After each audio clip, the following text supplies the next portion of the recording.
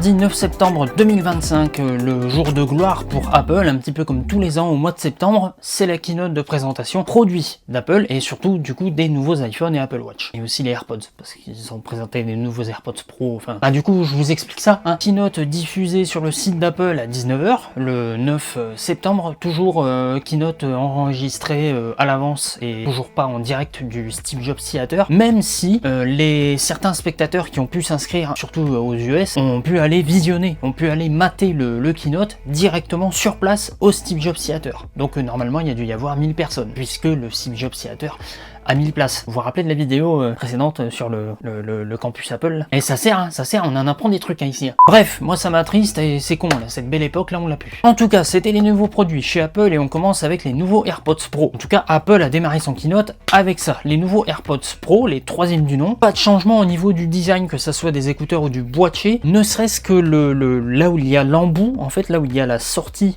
audio, d'après Apple, ça a été réorienté en fait. Donc quand vous mettez les écouteurs, les embouts ne sont plus orientés de la même manière dans votre canal auditif, dans le but d'améliorer la conduction du son. Ça va permettre d'avoir donc un meilleur son, plus profond, plus de basse, et d'améliorer la conduction auditive et donc la compréhension du son, avec, d'après Apple, une meilleure capacité à distinguer chaque instrument de musique lorsque vous écoutez de la musique. La réduction de bruit également passe par la case amélioration, avec matériellement des nouveaux embouts en mousse qui permettent une meilleure isolation passive, et logiciellement parlant, la réduction de bruit a encore été poussée. Apple nous promet une réduction de bruit jusqu'à 2 fois plus efficace que sur les AirPods Pro 2 qui est l'ancienne génération. Ces nouveaux AirPods Pro 3 vont être capables de traduire en direct un interlocuteur étranger qui serait en face de vous, qui essaie de vous parler, propulsé grâce à l'intelligence artificielle de votre iPhone sur lequel vos AirPods vont être connectés. Ça va vous traduire en audio directement dans vos oreilles ce que la personne dit en face de vous. Pour ceux qui font du sport, ceux qui bougent, les AirPods Pro 3 vont être équipés d'un cardio-fréquence-mètre dans chaque écouteur. C'est le plus petit cardio-fréquence-mètre à ce jour chez Apple, qui vous permettra d'avoir votre suivi d'activité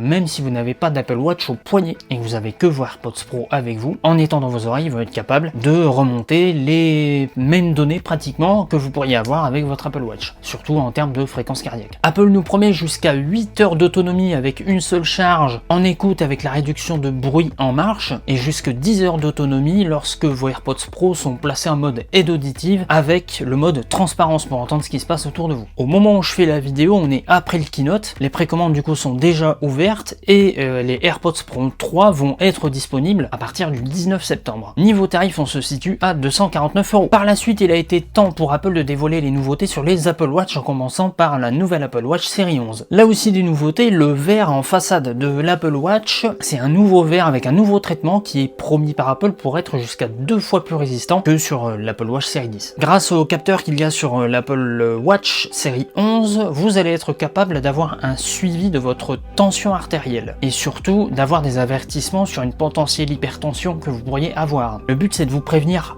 avant, en détectant les signes avant-coureurs de cette pathologie. C'est une fonction qui devrait être disponible dans 150 pays selon les autorisations médicales accordées à Apple dans les pays en question. Donc normalement en France on devrait l'avoir si les instances médicales qui valident tout ça l'ont validé. Je pense que c'est du coup au niveau européen chez nous. Vous aurez également une fonction de suivi de sommeil pour détecter vos phases de sommeil, le temps de sommeil et toutes les données qui sont liées au sommeil pour vous aider à améliorer votre endormissement, votre qualité de sommeil. Ça fait beaucoup de sommeil dans une phrase. En usage normal, Apple nous promet jusqu'à 24 heures d'autonomie, une journée. Niveau charge, Apple nous promet de gagner 8 heures d'autonomie en seulement 15 minutes de charge. Et pour reparler de l'autonomie, on nous promet 38 heures en mode économie d'énergie. Pour tout ce qui est connectivité, on va avoir droit à un nouveau modem qui va permettre la connexion en 5G rapide. J'ai plus le terme là, 5G, je sais, LTE, non, bah si, ça doit être ça en plus. Toujours 2 types de boîtiers sur cette Apple Watch série 11 comparé à la série 10, en aluminium et en titane, et disponible en plusieurs coloris. Boîtier qui d'ailleurs gagne encore très légèrement en finesse, hein, ils nous disent ça à chaque fois, mais les gains sont très légers, ça se voit quasi pas à l'œil nu. Niveau couleur, sur l'aluminium, vous allez avoir une nouvelle finition noire de jet,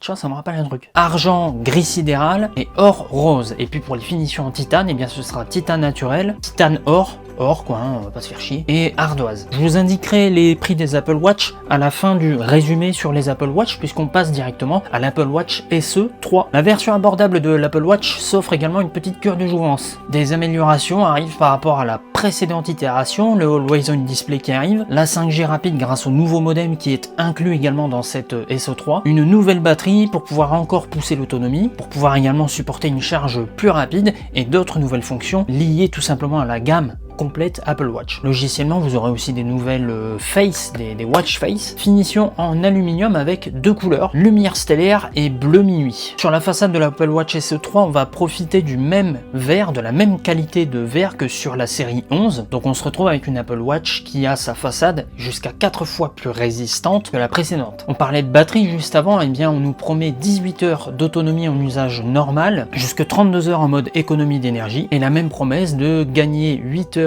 d'autonomie en 15 minutes de charge, la même promesse que sur l'Apple Watch série 11. Des nouveautés aussi sur l'Apple Watch Ultra. J'ai pas suivi le délire de l'Apple Watch Ultra, c'est la Ultra 3, c'est une nouvelle version, non ?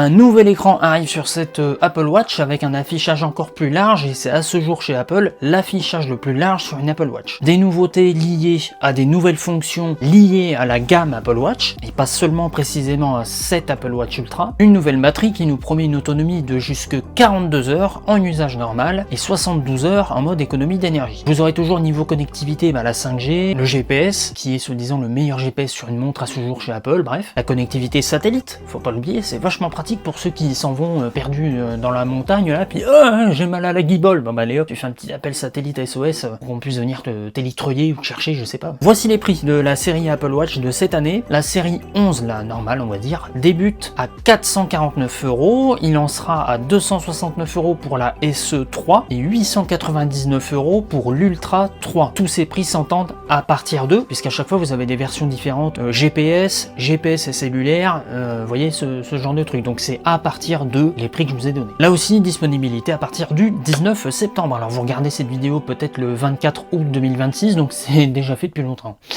On arrive au clou du spectacle, ce pourquoi on était venu à la base sur ce keynote, la nouvelle gamme iPhone. Les iPhone 17, et ouais, on en est déjà à 17, c'est incroyable. En commençant d'ailleurs par, je dirais, l'iPhone classique, l'iPhone 17, normal. Bien sûr, ils vont venir de base avec iOS 26, qui du coup arrive en version finale à partir de cet automne, je crois.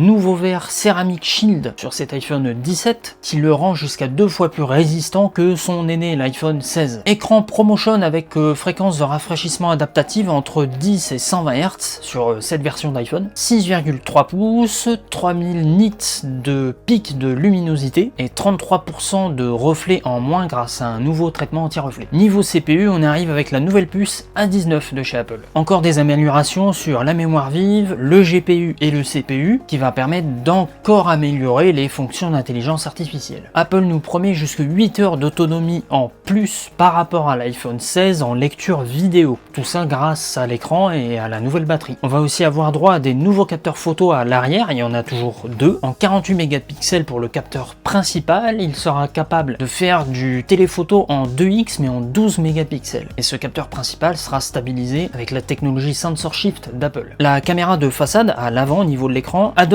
une nouvelle fonction qui d'ailleurs va être élargie à toute la gamme iPhone 17, une fonction de cadre centré avec basculement automatique. Pour expliquer un petit peu, si vous faites un selfie de vous tout seul et que vous avez des personnes qui viennent dans le cadre, qui s'approchent de vous, vous n'avez pas à bouger votre téléphone, c'est le téléphone qui va dézoomer automatiquement pour avoir un plan plus large, et plus il y a de personnes, et au bout d'un moment, en fait, le téléphone va purement et simplement basculer automatiquement votre photo en mode paysage plutôt qu'en mode portrait, en mode horizontal plutôt qu'en mode vertical, pour ceux qui comprennent mieux comme ça. 5 couleurs, 5 finitions vont être au catalogue de cet iPhone 17. Lavande, sauge, un espèce de vert, ça me rappelle un truc aussi ça, bon bref, c'est une autre histoire. Aube, c'est un bleu, blanc et noir, les classiques. Pareil, on résume les prix à la fin de toute la gamme iPhone 17, puisque là, Apple a enchaîné avec L'iPhone Air. iPhone 17R, iPhone Air, on savait pas trop, mais maintenant on le sait, c'est iPhone Air. L'iPhone le plus fin de toute l'histoire d'Apple. Pour le coup, c'est vrai. Il fait 5,6 mm d'épais, cet iPhone, sur sa partie la plus fine, hein, parce qu'il y a la partie avec le bloc photo, c'est vachement plus épais. D'ailleurs, ça fait du coup une grosse protubérance là à l'arrière, du coup, vu que l'iPhone est plus fin. Mais on est donc sur une épaisseur de 5,6 mm, ce qui est bien plus fin que l'iPhone 6 à l'époque. Rappelez-vous, l'iPhone 6, il était vachement fin quand même. Bon, il se pliait, tu donnais un coup, il était pliant de le truc. Donc là, l'iPhone Air, va falloir voir s'ils ont réussi leur coup niveau solidité. Hein. Donc l'épaisseur de l'iPhone 6 à l'époque, c'était...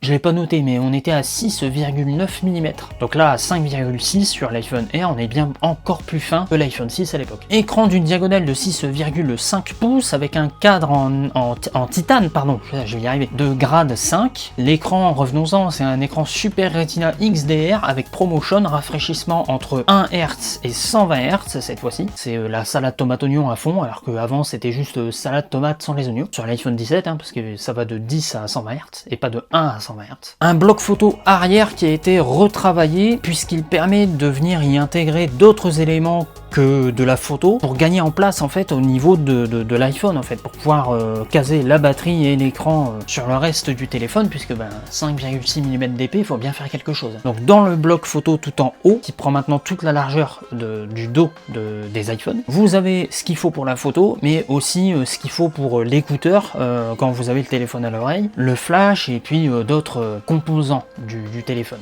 qui sont à cet endroit-là. Niveau processeur, on n'aura pas le A19 tout simple, on aura le A19 Pro. Et oui, Apple a fait une nouvelle version Pro également de sa puce. Niveau puce, on va aussi parler de nouvelles puces processeur pour la connectivité. La Apple C1X, qui est une amélioration de l'Apple C1 qui était déjà présente dans l'iPhone 16e, et une nouvelle arrivée, la Apple N1, comment vous l'appelez-vous? Apple N1. Et cette nouvelle puce Apple N1, elle rassemble les connectivités. Wi-Fi 7, Bluetooth 6, les connectivités pour les réseaux Thread également, et le Bluetooth, bien sûr, ça faut pas l'oublier, le simple Bluetooth. Et donc l'Apple C1X, c'est une mise à jour de l'Apple C1 qui permettra notamment de lui faire consommer moins d'énergie. Au global, on promet jusqu'à 30% de consommation de batterie en moins par rapport à l'iPhone 16 Pro. J'avais pas regardé mes notes jusqu'à la fin, iPhone 16 Pro. Le capteur photo à l'arrière du téléphone, c'est le même capteur photo que le capteur principal qu'il y a sur l'iPhone 17. Et en supplément, on a une fonction, ça c'est logiciel, qui vous permettra en même temps que vous filmez avec cette caméra-là, la caméra du dos du téléphone, de pouvoir vous filmer vous en selfie avec la caméra avant. C'est une fonction qui a déjà chez Samsung, mais depuis perpète. Allez-y, Apple est encore en retard, oui, blablabla. Bon, ça arrive enfin sur un iPhone, voilà. Ce qui permet d'avoir un iPhone aussi fin, c'est également l'absence de slot SIM.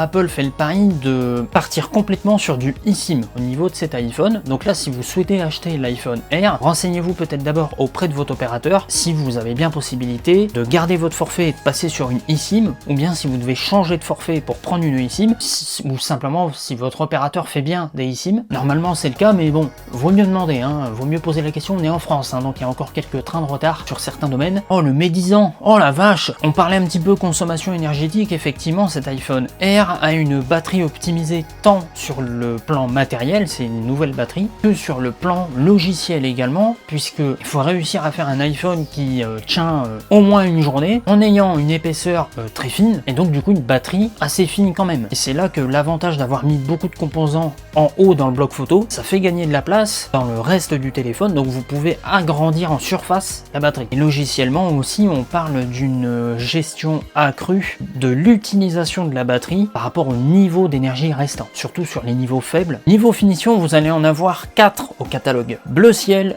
or clair, blanc nuage, qu'est-ce qu'ils ont fumé chez Apple avec leur nom de couleur, et noir sidéral. Waouh, c'est sidéral du noir. Bleu, or, blanc, noir. Salut. On arrive sur vraiment, c'était déjà le clou du spectacle, la gamme iPhone 17, mais alors là, c'est le clou enfoncé. La gamme iPhone 17 Pro. Ah, retenez-moi, j'ai pas pris d'eau, putain, il faut que je bois de l'eau. Il y a un SMIC qui va partir là-dedans, je vous le dis. Il y a un salaire qui va partir là-dedans. Les rumeurs disaient donc vrai. On se retrouve bien donc avec un iPhone et son gros bloc photo au dos, étalé sur toute la largeur du téléphone. Disponible en deux tailles, l'iPhone 17 Pro en 6,3 pouces, oui c'est ça, et l'iPhone 17 Pro Max en 6,9 pouces. Beaucoup de nouveautés, notamment le châssis, qui est maintenant un châssis unibody, la fameuse nomenclature unibody chez Apple, hein, on se rappelle des MacBook unibody, incroyable. Nouveau châssis unibody qui permet une nouvelle conception et un nouveau placement des composants à l'intérieur du smartphone. Et du coup, à l'arrière, vous vous retrouvez avec une coque en verre céramique Shield qui ne prend plus toute la surface du dos, mais seulement, je dirais, une grosse moitié, un gros 3/4 du dos du téléphone. Parce que tout le reste, du coup, c'est le bloc photo. Donc, châssis unibody pour permettre une résistance encore accrue, et comme je le disais, un meilleur placement des composants dans le téléphone. Et niveau matière, on utilise de l'aluminium forgé à chaud, d'après Apple. De l'aluminium, quoi, hein, voilà. Tâté dans la masse et tout le bordel. Bien sûr, niveau processeur, vous aurez le A19 Pro et ça peut chauffer. Donc Apple a investi dans une nouvelle chambre à vapeur pour le refroidissement de l'iPhone 17 Pro. Et ça aide aussi d'avoir ce châssis en aluminium pour la dissipation thermique. L'aluminium a une bonne dissipation thermique. Nouveau bloc photo à l'arrière avec nouveau capteur, plus grand en taille pour pouvoir gagner en qualité et en polyvalence selon ce que vous allez faire en termes de photos et de vidéos. Sur la téléphoto, ça va vous permettre d'atteindre un équivalent 200 mm en termes de focale avec l'objectif tétraprisme. Putain, j'ai réussi à le dire. L'objectif qui faisait du 5x en optique sur le 15 Pro Max. Et bien là, si les infos que j'ai disent vrai, vous pouvez monter jusqu'à du 16x en optique. En termes de zoom, je parle. Bien sûr, la fonction cadre centré avec rotation automatique sur la caméra selfie à l'avant est reportée aussi sur l'iPhone 17 Pro. Heureusement, hein, c'est l'iPhone Pro, donc si il n'y avait pas cette fonction, alors qu'elle était présente sur l'iPhone 17 classique, ça aurait fait tâche. Toujours sur la photo et plutôt la vidéo, vous allez avoir un nouveau format vidéo, le ProRes RAW, développé par Apple, pour permettre encore de gagner en qualité et en possibilité en post-traitement. Et vous aurez aussi du Dolby Vision 4K 120 fps. Niveau autonomie, là je vais pouvoir comparer directement avec l'iPhone 15 Pro Max, puisque c'est une donnée que Apple indique dans ces informations, et j'ai l'iPhone 15 Pro Max, il est là en train de filmer cette vidéo. Apple nous promet jusque 3 heures d'autonomie supplémentaire due donc à la nouvelle conception du châssis et la nouvelle batterie intégrée dans cet iPhone 17 Pro Max. Du coup, j'espère qu'ils ont bien fait le compario entre l'iPhone 17 Pro Max et l'iPhone 15 Pro Max, sinon c'est un peu con. Là aussi, les puces Apple N1 et C1X sont de la partie dans la gamme Pro, et vous avez un nouveau stockage qui arrive, 2 Tera. Ah oui, il faut pouvoir supporter le ProRes RAW qui risque de prendre encore plus de place que du ProRes normal. Donc vous pourrez l'avoir en 2 Tera, mais alors va falloir sortir le carnet de chèques. Hein. Pour habiller et protéger votre iPhone 17 Pro, Apple remet le couvert avec des coques en tissage. Là on nous parle d'un tissage technique. J'ai pas été voir exactement ce que c'était comme coque, mais en gros Apple remet le couvert sur les coques avec finition tissu à l'arrière. J'espère qu'elles seront mieux conçues, mieux foutues et donc plus endurantes que les coques en tissage fin qu'on a eu notamment sur les iPhone 15 Pro. On arrive au niveau des tarifs pour la gamme iPhone 17. C'est parti, sortez le deuxième carnet de chèques parce que vous allez voir que les prix... Faut prendre une chaise, s'asseoir un petit coup, réfléchir 2 secondes, parce que l'iPhone 17, le classique, le légendaire Classico del Madrido, 969 € à partir de, hein, vous prenez les stockages plus élevés et ça sera plus cher forcément. L'iPhone Air, il est plus fin, 1229 €, allez, cher. Et sur la gamme Pro, eh bien l'iPhone 17 Pro sera à partir de 1329 €, c'est ça hein? Oui, 1329 €, et le Pro Max, 17 Pro Max, à partir de 1479 €. Je vous le disais, il va falloir sortir un deuxième carnet de chèques là, faut faire 2 chèques. Allez, prix... ça fait mal. Faut que je regarde combien j'avais payé mon 15 Pro Max que j'ai ici. Voilà, pour toutes les nouveautés. Moi, qu'est-ce qui me hype? Eh bien, effectivement, c'est les iPhone 17 Pro. Mon 15 Pro Max va avoir 2 ans. Je change pas d'iPhone tous les ans, mais tous les 2 ans, si il y a vraiment des nouveautés, là, je pense qu'il y a vraiment un gap qui commence à se créer entre mon iPhone 15 Pro Max et la nouvelle gamme iPhone 17 Pro. Je ne sais pas du tout si je repars sur un Pro classique en 6,3 pouces, si je reprends un Pro Max en 6,9 pouces. C'est quand même pratique d'avoir un grand écran pour mater des vidéos, moi qui en regarde beaucoup. Affaire à suivre, et puis surtout va falloir que je regarde si mon carnet de chèques est encore assez rempli pour pouvoir payer, tout simplement. Et basiquement, cet iPhone 17 Pro Max. Voilà, salade tomate oignon. C'était le résumé du keynote, vidéo un peu longue parce que forcément il y a plein de nouveautés, j'ai voulu tout mettre dedans. Si cette vidéo t'a plu, tu peux y mettre un petit pouce en l'air. Les réseaux sociaux de la chaîne, je le rappelle maintenant, j'aurais dû le rappeler au début de la vidéo, c'est Nawak, alors si t'es encore là, bah vas-y, tu t'y vas, tu t'abonnes. La chaîne aussi, tu t'abonnes, c'est gratos, tu mets la cloche des notifications. Et puis à bientôt hein. Attends, faut que je pousse un peu plus sur le ch'ti. À bientôt hein. Voilà. Là, on est bien.